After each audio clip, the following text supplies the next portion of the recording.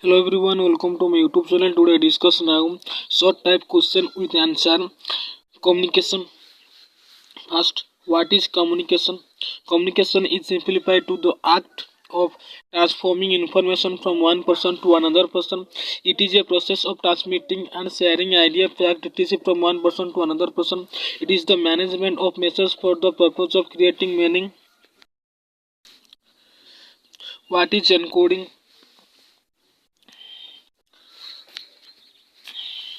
Encoding is the method with which the sender interprets the message. The process of the translating the message in a language which is understood by the receiver is called encoding.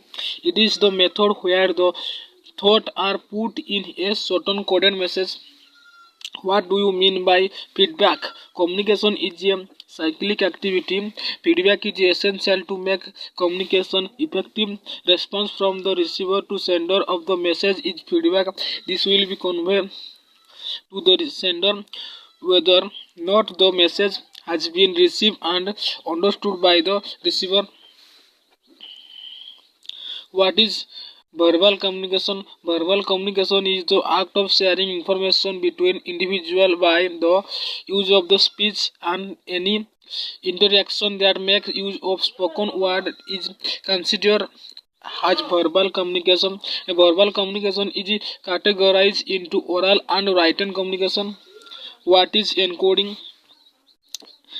What is decoding? Decoding starts after the message reaches its destiny. It received keep in mind the emotional, educational, social, cultural, and psychological level of the sender and analyze the message. He must translate the idea into form that can be understood and used by him. What is non-verbal communication? Non-verbal communication is the linguistic transmission of the information through visual, auditory, and physical channel. It is the transmission of the message of or signal through the non-verbal platforms such as eye contact, facial expression, gestures, posture, and distance between two individuals. What is oral communication?